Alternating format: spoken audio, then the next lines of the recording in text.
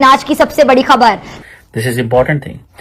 UAE ने और India ने पोलर रिसर्च कोलैबोरेशन, और ये इंडिया यूएई जो कॉम्प्रिहेंसिव स्ट्रेटेजिक पार्टनरशिप है, ये उसकी सिर्फ this is one of the facets of that, जो कि अपने आप में एक बहुत बड़ी बात है, लेकिन अफसोस के साथ कहना पड़ रहा है कि पाकिस्तान इसका हिस्सा नहीं है।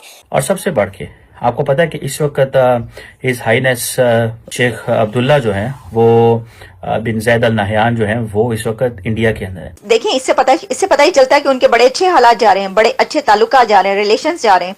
मुझे लगता है कि अभी ठंडक हुई भी नहीं होगी, खुजली बंद भी नहीं हुआ होगा, बरनौल अभी लगा ही रहे होंगे। लो भैया, एक और उनके लिए धमाका हो गया है। वहाँ पे हमने अपने इस्लाम की पैरवी करनी है ना, तो फिर उनको किसका डर है? मोदी का डर है उन्हें। उनका जो ना वो अल्लाह का डर उनके दिलों में से खत्म हो गया है। बिल्कुल, मैं यही आपको समझाना चाहता हूँ कि ये सारी जो चीजें हम में होनी चाहिए, बल्कि हमसे अपोजिट रिलीजन वालों में। लेकिन देखें, इसमें उनका भी कसूर नहीं है। कसूर 23 करोड़ लोगों का है जो तालीम से दूर भाग रहे हैं। तालीम से दूर, ना इंग्लिश आती है, ना मैथ आता है। हिस्ट्री देख। खुदा की कसम, व्हाट अ कॉम्बिनेशन।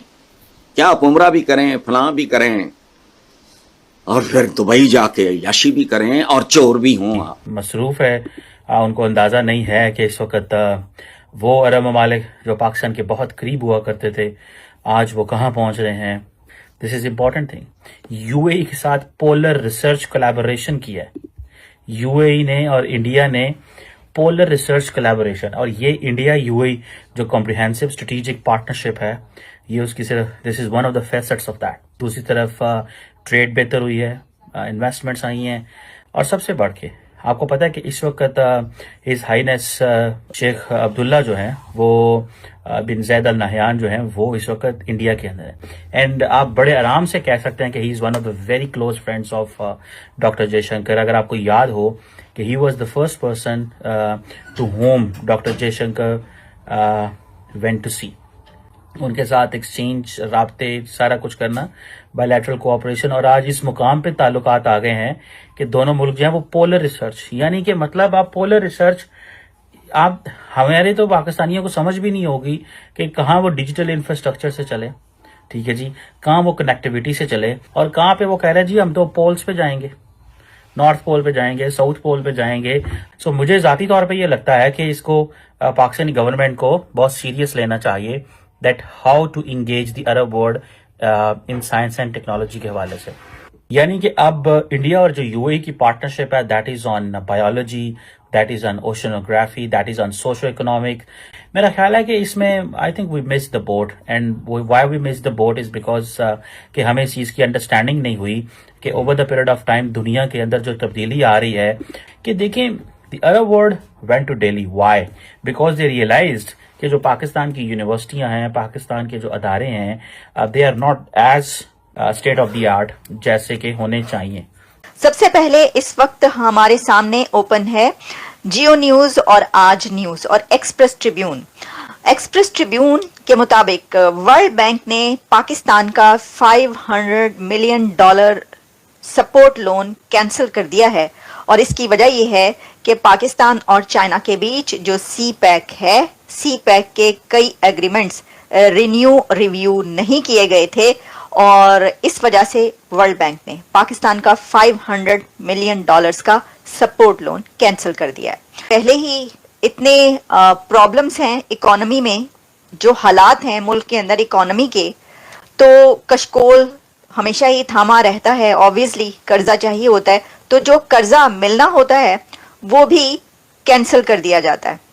तो उसकी वजह यह है कि क्या ये बद इंतजामी है, या क्या वजह है कि पाकिस्तान और चाइना के बीच जो सी पैक है उसके जो एग्रीमेंट्स हैं वो रिन्यू नहीं किए जा पा रहे। अच्छा जी, एक्सप्रेस ट्रिब्यून जो है वो ये कहता है कि World Bank cancels $500 million loan to Pakistan.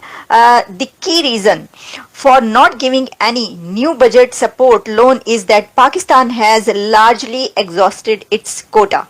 फिर इसमें कहा गया है कि जो इसमें कंडीशंस थी सी पैक के तहत, जो चीनी पावर प्लांट्स के सेटअप समेत तमाम आज़ाद पावर प्रोड्यूसर्स आईपीपीज के साथ जो टॉक होना थी, उसमें कोई पेशरफ्त नहीं हो सकी।